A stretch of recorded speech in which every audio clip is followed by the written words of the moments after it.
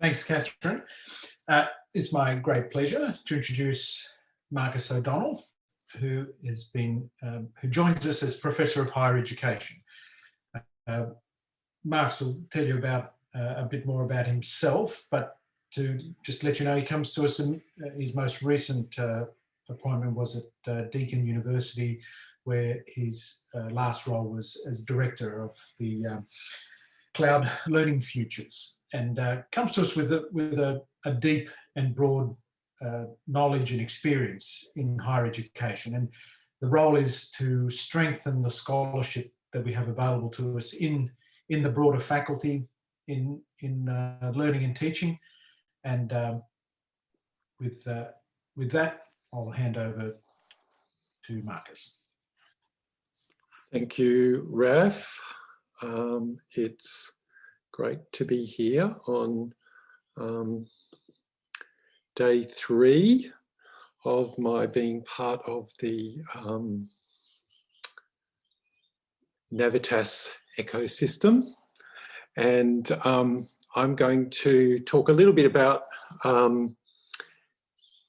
ecologies for learning. But before I start, I just also want to acknowledge that I'm on the land of the Wurundjeri people, and that their elders past and present are actually the guardians of our ecology, and that their land has never been ceded. So what I want to do today is I want to talk a little bit about this notion of ecologies. I want to talk a little bit about who I am and where I've come from, and if you like, my own kind of personal ecology. I want to talk a little bit about what I'm calling ecological thinking and how this has been applied by some people in terms of learning and education. And then I want to finish by talking about a design model that Lucy Schultz and I developed when we were working at Deakin together. And now, of course, we're very excited to both be here at Navitas. And George and Catherine and Raf have all talked a little bit about this notion of ecosystems. And I just hope to kind of really build on different things that they've said, particularly this notion that ecosystem can be viewed in a whole range of different ways. So first of all, a little bit about me. That's a picture of me as a budding ecologist, and you know, I hope I've maintained that sense of curiosity that we all recognise when we kind of look at our younger selves. And another set of images, and you might ask, you know, what's the Pope got to do with safe sex, and how are these things kind of connected? For me, they're all about my early identity as an activist. And strange as it may seem, I became an activist in the Catholic Church.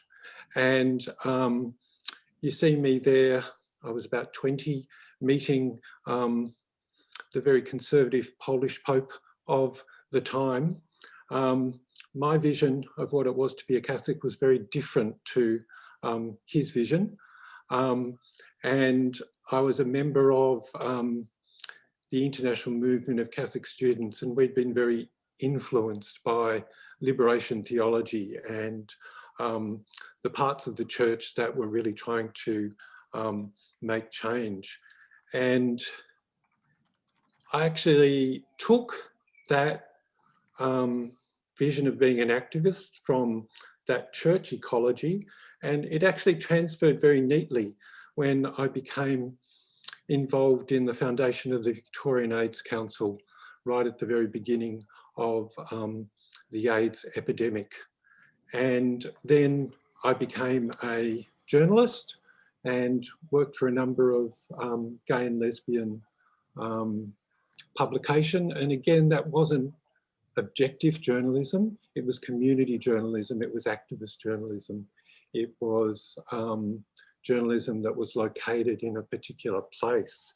So that kind of part of me that's an activist, I've learned about collaboration, and I've learned about social justice, and I take those, all those elements into my life as an educator. But I also regard myself as an artist. When I'd been involved with working in the AIDS industry for about 6 or 7 years, I had what I call a kind of an early midlife crisis when I was about 30, and took myself off to art school and studied painting and photography. And that's when I really learned about design and storytelling, which again are a deep part of who I am as an educator. And it was actually through my work as an artist that I began to write for magazines like Monument, which is an architecture and arts magazine.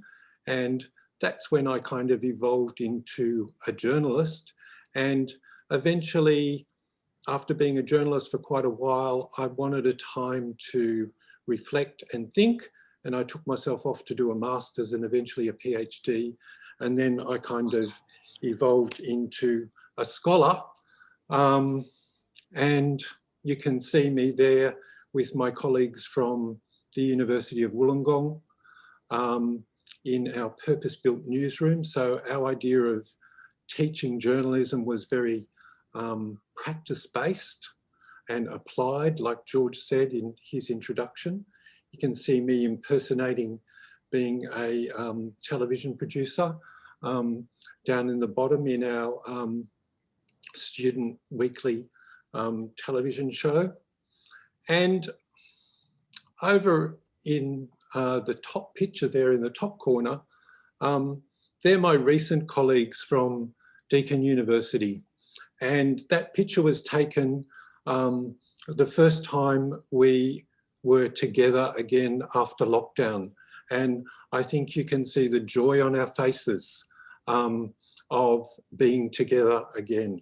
So scholarship for me is very much being part of a community of scholars.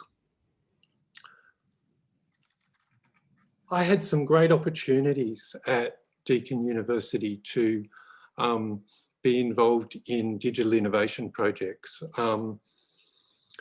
Lucy and I were both involved in an amazing project where Deakin became the first university in the world to put a suite of degree programs on a MOOC platform when we worked with FutureLearn. Those images there are from some of the course redesigns that I was involved in a project that we called Cloud First, which was all about how do we start to design teaching and learning experiences that are actually native to the digital environment. And so if we bring all those elements together, the activist, the scholar, the artist, they're all the different kind of ecologies that I have existed in, and they all come together, and they're all still very much part of me as an educator and as an academic. And this is kind of who I am as I step into this new role at Navitas, which I'm very excited about. And you can see in that description a set of tensions that I've been talking about. And I think that one of the reasons why ecological thinking is so valuable is that it allows us to move between these opposite poles. It allows us to navigate a very complex world in a way that doesn't get us stuck at one end or the other of these things that many people regard as opposites. So, ecological thinking. What do I mean by that? First of all, ecological thinking asks, where are we located? And then secondly, it asks, how are we connected? And in our world, where we are confronting a number of changes and a number of crises, we sometimes sense that our ecologies are quite fragile. And I think this calls for what some people have described as a relational ethics. And it's ethics that is about interdependency as well as freedom, emotions as well as reasons, our unique situation as well as our human commonalities. And all those things, the pandemic, Black Lives Matter, climate crisis, Me Too, they're all events in our world that are calling for this type of response. And that's the type of thinking that I'm talking about when I talk about ecological thinking. So when we think of an ecology in a kind of a biological or a natural sense, certain words occur in the literature and in our conversation. We talk about how ecologies kind of have balance and achieve resilience. We talk about them as adaptive systems, that they're patterns that we seek to identify. But we also talk about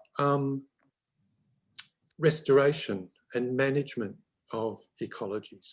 So there's this sense that they are emergent systems, but they are also places or spaces that we can intervene in. And if we kind of take the next step and start to think about this notion of ecological thinking, and a number of philosophers, particularly feminist philosophers, have talked about ecological thinking, and they talk about this as a kind of a located thinking, as an embodied thinking, as a thinking that's very concerned with our materiality, with our interdependence. It's a reflexive way of being in the world. And I think then we can kind of move to this notion of ecological becoming that is really about, where do we find our sense of home? Where do we dwell? How do we kind of attend to the things and the people around us? How do we sit with? How do we find and build habitability? So it's not just the habitat, but it's what makes that habitat home for us.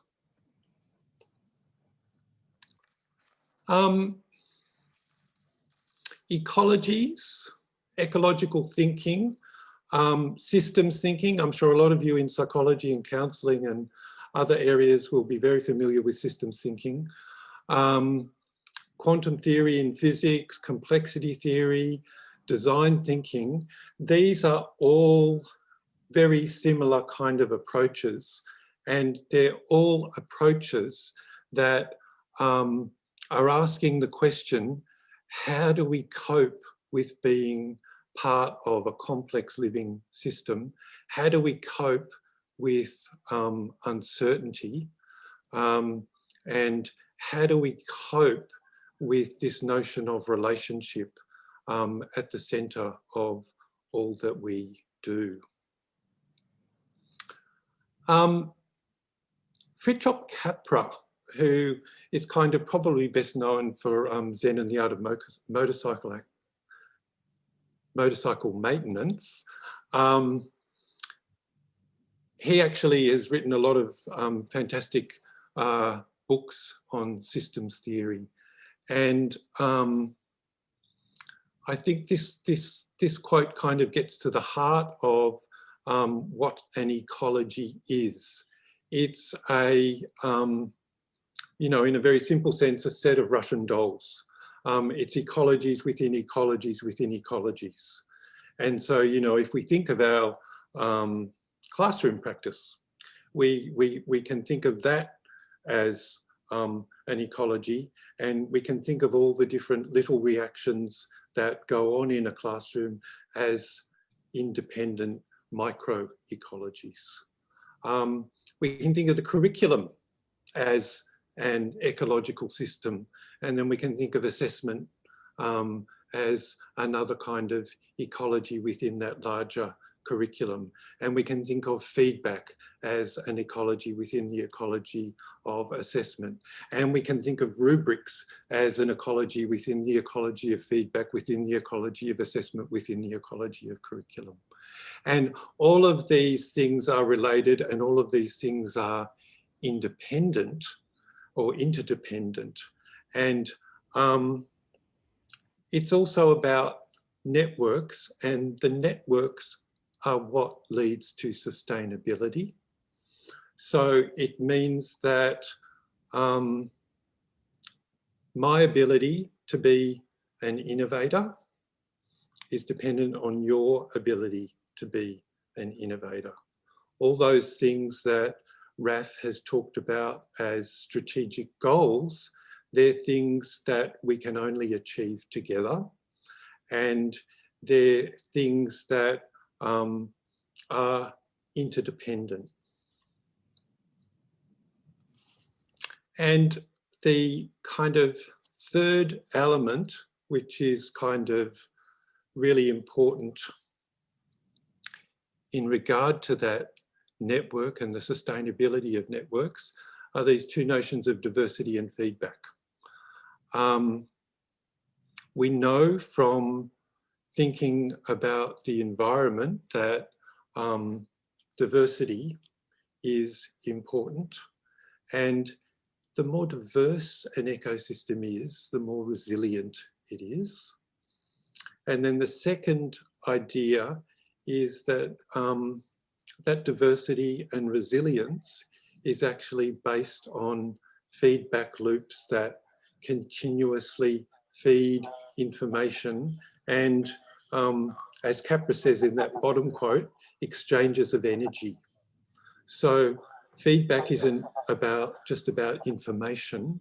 The network isn't just about information, it's about exchanges of energy, it's about motivation, it's about inspiration.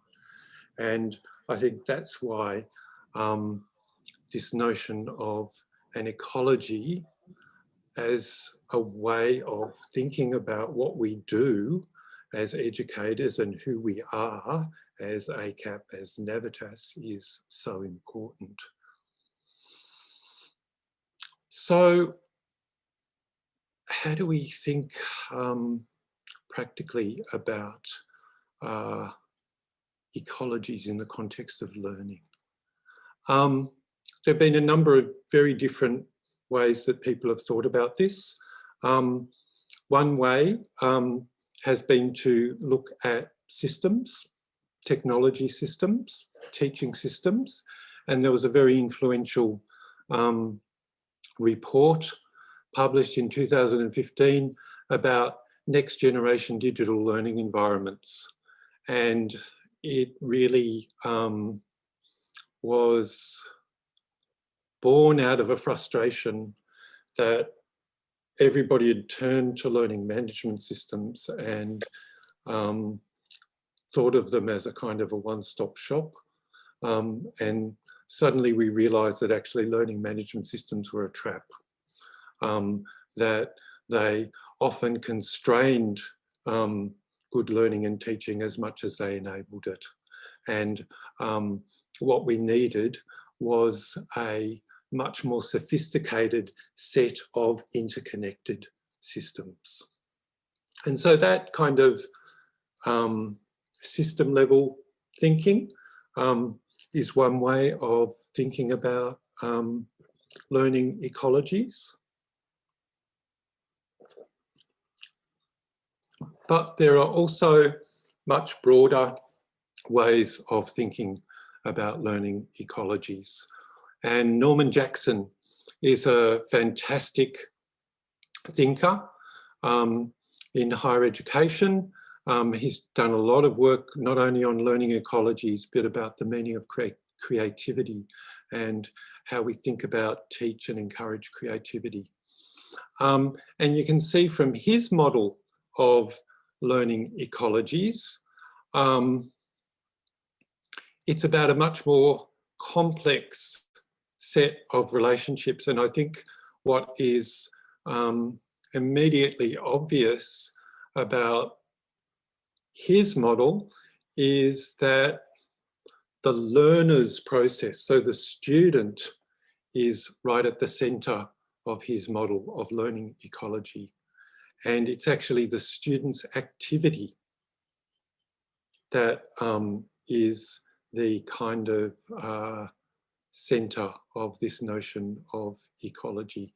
The institutional ecosystem sits around that, enables that, but its spaces, its resources, its relationships, it's a whole lot of different things that enable learners to participate, engage, collaborate, experiment, problem solve in the learning process.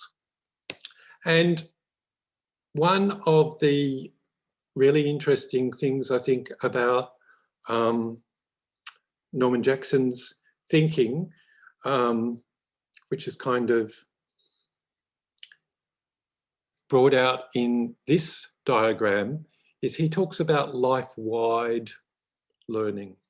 So the learning that actually happens in the classroom is only a tiny part of a student's learning. And not only will they go on to a whole life of learning, but as they are in our classrooms, they are also learning in a whole range of different ways in a whole range of other places. And so how do we start to think about the type of learning that the institution or the teacher facilitates, and then the types of learning that are determined by the learner, the self-regulated learning that they engage in on their learning journey. And when I was at Deakin, we tried to bring those two ideas of ecologies of learning together. So that idea of systems and that idea of learning activities. So we started to think about how all our systems fitted under different notions of learning activity. So what are the systems that encourage collaboration?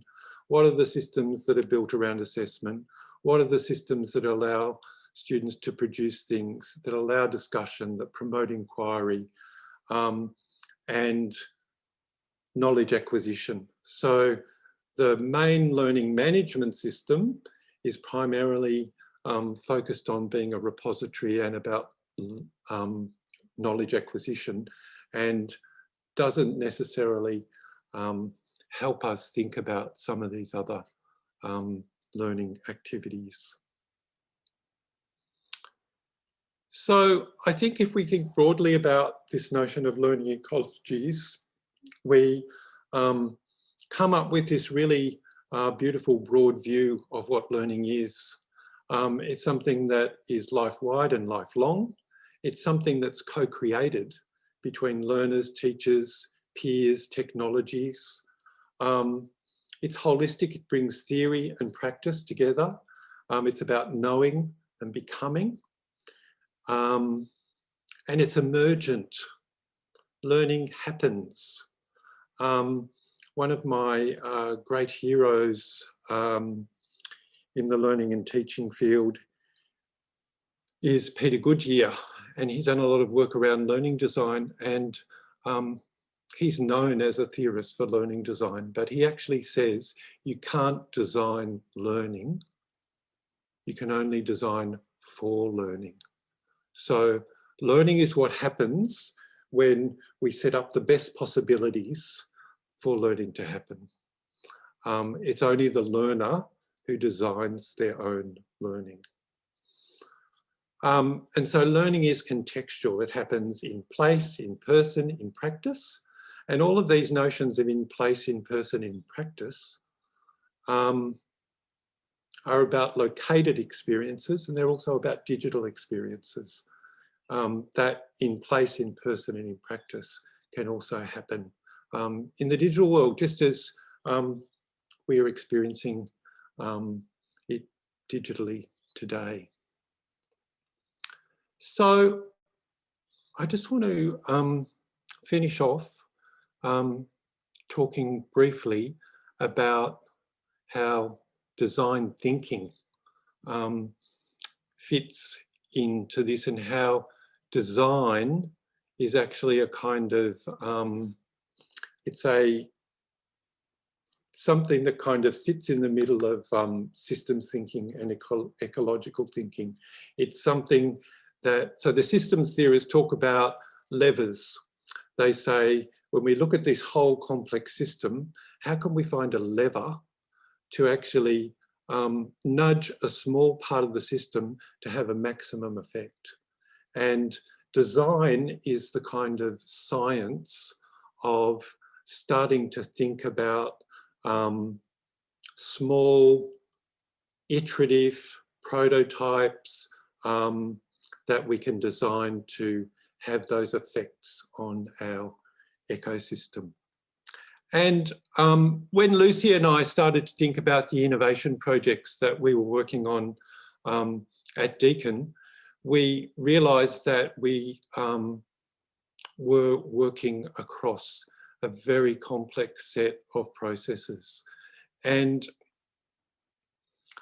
after we had been doing this for something like 18 months, we came up with these 4 elements to describe the ecosystem that we were working in. And if you like, this is a kind of model for designing innovative learning ecosystems. And so it's about learning design and service design, which are 2 elements that most of us are very familiar with. So, you know, learning design is building the curriculum, something we all do all the time. Service design is that other element of the student experience. How do we actually plan and design for the student journey, for engagement, for motivation? But the 2 other elements are elements that aren't as often talked about. So portfolio design is, how do we bring the right mix of courses? How do we provide pathways in and pathways out?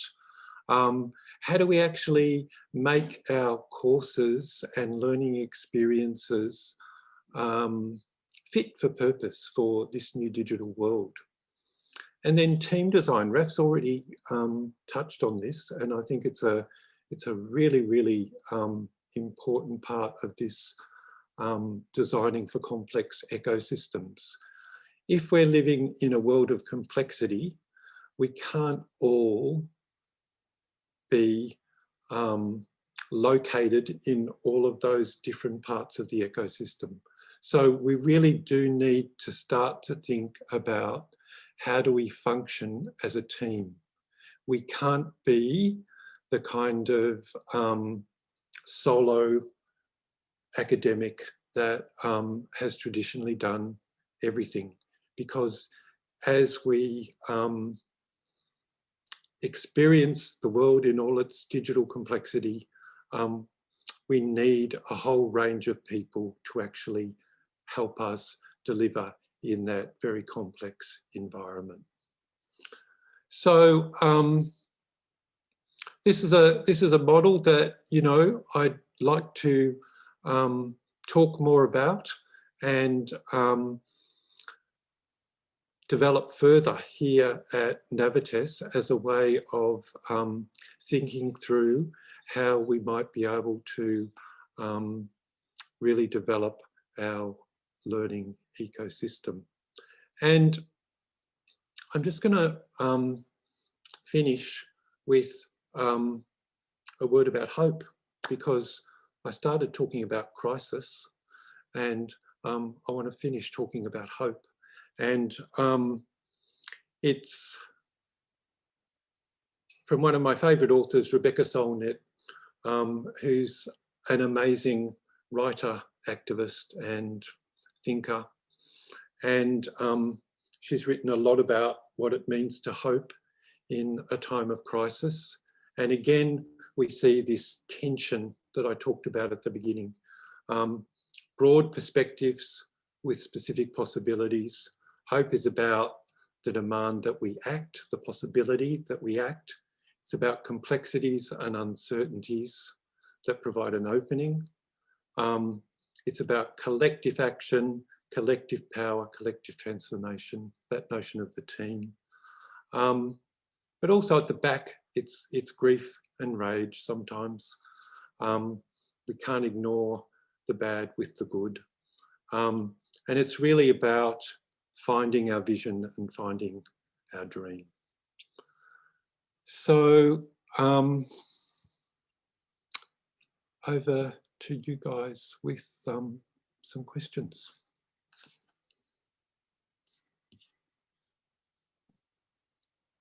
That was really very inspiring, Marcus. Thank you so much. Questions? Please use your little blue hands.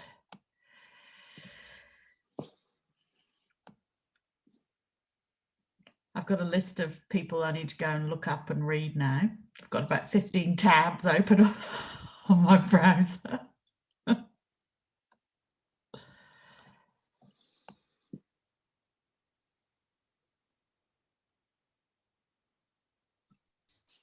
All right, I'll jump in.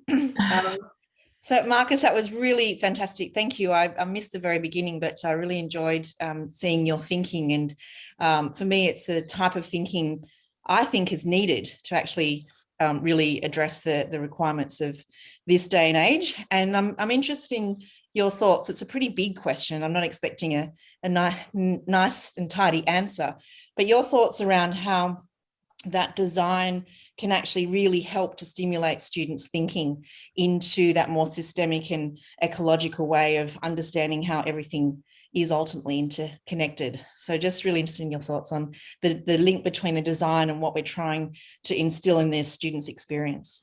Yeah, absolutely. It's a great question.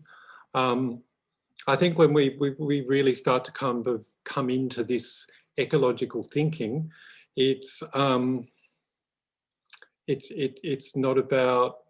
only about how we teach, it's about what we teach. The two things are kind of intimately connected. And I mean, George began today talking about the applied nature of the courses at ACAP. And I think that's the beginning of starting to think about an answer to your question, because I think that ecological thinking is about practice. So it's, as I kind of said at the beginning, it's about being located. So whilst there's all these interconnected ecologies, it's asking the question, where do I place myself? And that's about our identities as a particular professional in this context.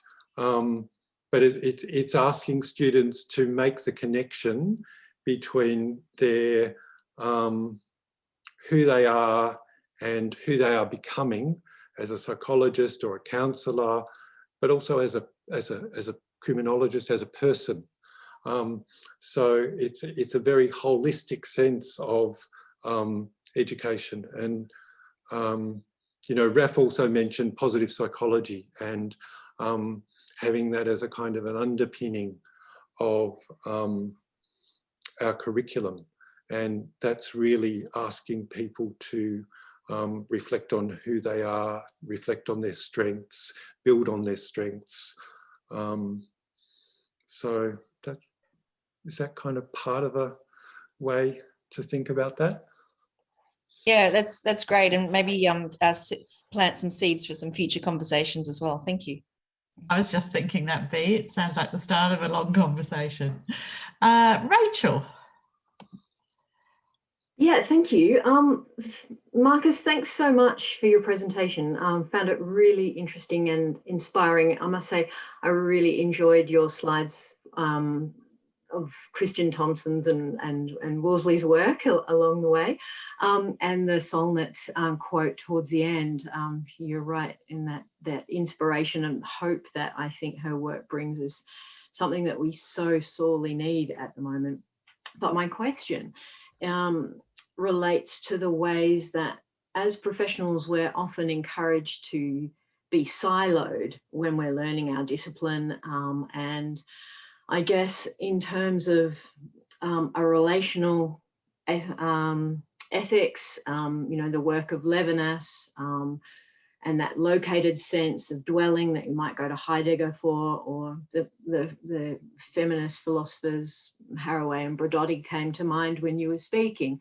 I'm thinking in terms of our work at ACAP, do you imagine that we might have a more, I'm thinking in terms of teams, less of a siloed approach and perhaps more the possibility for teamwork between the disciplines? I feel like there's so many other interesting people that I potentially would like to work with more closely here. Is there an opportunity for us to perhaps make sure that, you know, I don't know, my crim work is relating to the psych work, to the social work, to, yeah, that sort of thing?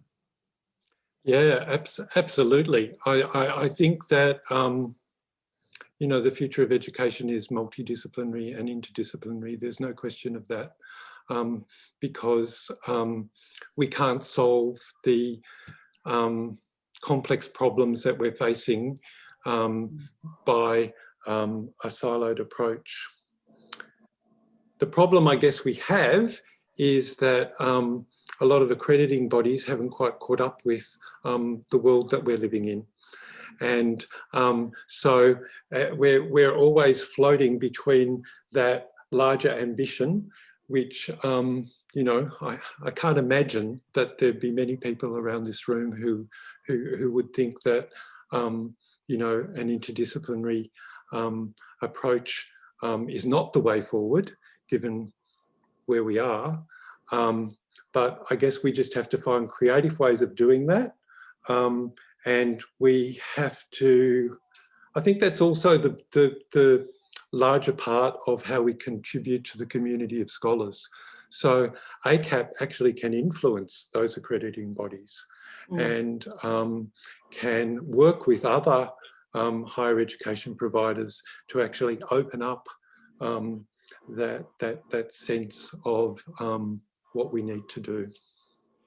Yeah, and I guess I really loved your sense of bringing in the artist and the activist, because I don't know, look, I share that same history myself. So, but the learnings that we often have from our activist or artist backgrounds do allow, I think, for a creativity and that focus on community and collaboration in ways that you might not otherwise. So maybe that's also something to think about, the ways we can bring that. Yep.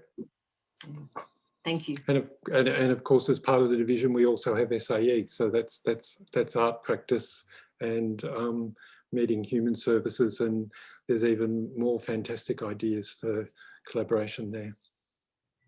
Another conversation starter, I think, there. Grant. Thank you. I guess my question revolves around Hayes's notion of pedagogy and self-determined learning.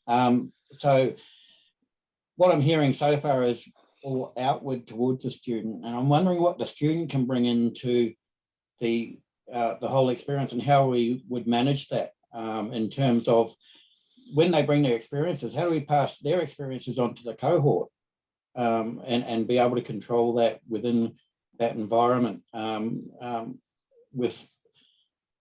without inhibiting, I guess, the learning and getting into hero worship sort of stuff, but